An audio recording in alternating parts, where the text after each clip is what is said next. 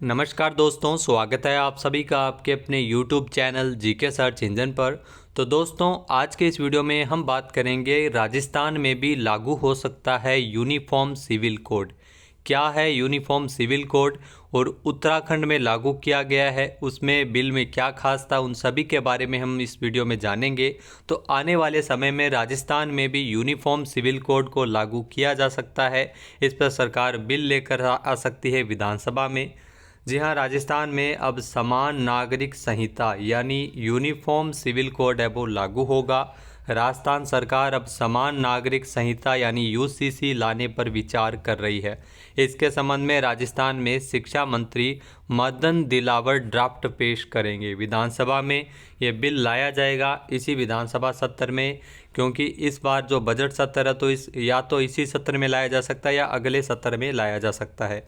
आपको बता दें कि हाल ही में जयपुर में एक 20 साल की मुस्लिम छात्रा तंजीम मेरानी ने भी शिक्षण संस्थानों में हिजाब बैन और यूसीसी को लागू करने के लिए, यूनिफॉर्म सिविल कोड को लागू करने के लिए अनशन पर बैठी हुई थी। शिक्षा मंत्री ने खुद जाकर तंजीम का अनशन तोड़वाया था और इस संबंध में विधायक गोपाल शर्मा ने संज्ञान लेकर छात्रा से मुलाकात की और शिक्षा मंत्री से मुलाकात करवाई थी। तो इसको लेकर भी आपने लगातार विवाद सुना होगा कि जो हिजाब को लेकर, स्कूलों में हिजाब को लेकर लगातार विवाद है वो राजस्थान में बना हुआ है। राजस्थान में जो स्कूलों में एक जैसे कानून, एक जैसी ड्रेस हो, उसको लेकर भी सरकार है वो लगातार प्रयास कर रही है और उसको लेकर भी सरकार यूसीसी बिल है वो उत्तराखंड की तर्ज पर ला सकती है। तो राजस्थान दूसरा ऐसा राज्य हो सकता है जो उत्तराखंड की तर्ज पर यूनिफॉर्म सिविल कोड जो बिल है वो पास करवा सके। तो उत्तराखंड सरकार यूसीसी बिल पास कर चुकी है। हिंदूवादी संगठन यूसीसी लागू करने की मांग लंबे समय से कर रहे थे और बीजेपी अपने कोर वोटर्स को ध्यान में रखकर इसे लागू किया जा सकता है आगे। यूनिफॉर्म सिविल कोड राजस्थान में लागू करने की बात शिक्षा मंत्री मदन दिलावर खुद कर चुके हैं। इसके अलावा उत्तराखंड विधानसभा में पेश समान नागरिक संहिता यानी यूनिफॉर्म सिविल कोड जो उत्तराखंड 2024 में अगर बात की जाए तो ये विधेयक पारित हुआ है। वो उत्तराखंड वाला विधेयक है वो विवाह, तलाक, उत्तराधिकार, लिव इन रिलेशनशिप से जुड़ा हुआ है। यानी उसमें इन मामलों में जितने भी कानून हैं वो सब पर समान रूप से लागू हो सके, इसको लेकर उत्तराखंड विधानसभा में ये बिल पेश किया गया है। इस विधेयक में साफ लिखा गया है कि उत्तराखंड में रहने वाले और उसके बाहर के निवासी जो उत्तराखंड के निवासी है उन पर यह लागू होगा, चाहे उसकी जाति या धर्म कोई भी हो। तो ये समान नागरिक संहिता जो उत्तराखंड सरकार की ओर से इसे विधानसभा में पेश किया गया था और पारित करवाया गया था। इसी के साथ ही जो लोग राज्य में केंद्र या राज्य सरकार के कर्मचारी हैं उन पर भी यूनिफॉर्म सिविल कोड है वो लागू होगा। राज्य में या राज्य केंद्र सरकार की योजना का लाभ लेने वाले जितने भी लोग हैं उन पर भी ये कानून लागू होगा। इसी के साथ ही उत्तराखंड में भी ये साफ कर दिया गया है कि इस विधेयक से अनुसूचित जनजाति है उनसे इसको बाहर इनसे जुड़े जातियों से जुड़े लोग हैं वो बाहर रहेंगे, यानी अनुसूचित जनजाति इसके दायरे में नहीं आएगी। इसके अलावा उत्तराखंड के यूसीसी यानी यूनिफॉर्म सिविल कोड के मुताबिक विवाह पुरुष और महिला के बीच हो सकता है, ये पेश किया गया है। साथ ही साथ शादी और तलाक को लेकर इस विधेयक में विस्तार से बात की गई है। आइए देखते हैं उत्तराखंड वाले यूनिफॉर्म सिविल कोड के जो विधेयक में क्या क्या प्रावधान है वो शादी को लेकर किए गए हैं, जिसमें विवाह के समय वर की कोई जीवित पत्नी न हो, नए वधू का कोई जीवित पति हो, तभी विवाह संभव हो सकता है।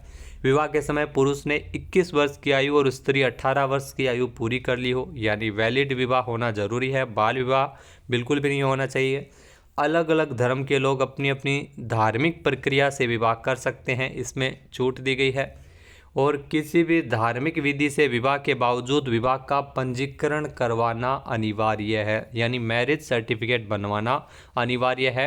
अन्यथा पंजीकरण न करवाने की स्थिति में विवाह को अवैध घोषित किया जाएगा। ये अवैध घोषित नहीं होगा पंजीकरण, तो ये ध्यान रखना, पंजीकरण करवाना आवश्यक है। इसके अलावा तलाक के मामले में क्या कहता है कानून, तो तलाक के मामले में जो इस विधेयक के मुताबिक अगर पति पत्नी के बीच कोई भी मनमुटाव होता है तो उसके लिए कोर्ट का रुख कर सकते हैं।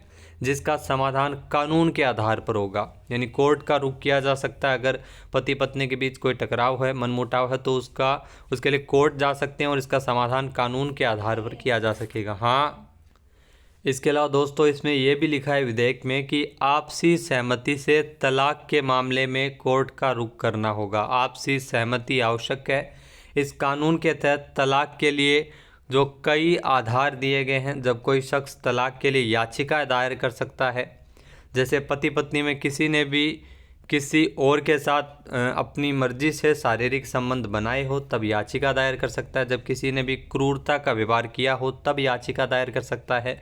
विवाह के बाद दोनों पक्ष कम से कम 2 साल से अलग रह रहे हो तो ये इसके लिए भी याचिका दायर की जा सकती है तलाक के लिए। और किसी एक पक्ष ने धर्म परिवर्तन कर लिया हो या कोई एक पक्ष मानसिक विकार से पीड़ित हो तब भी याचिका तलाक के लिए दायर की जा सकती है। या कोई एक पक्ष यौन रोग से पीड़ित हो या 7 साल से किसी एक पक्ष का कोई अता पता न हो तब भी याचिका दायर की जा सकती है तलाक के लिए। तो ये प्रावधान इस बिल में किए गए हैं शादी, तलाक और उत्तराधिकार को लेकर। इसके अलावा विवाह के 1 साल के अंदर तलाक के लिए याचिका पर प्रतिबंध होगा, लेकिन असाधारण मामलों में ये याचिका दायर की जा सकेगी।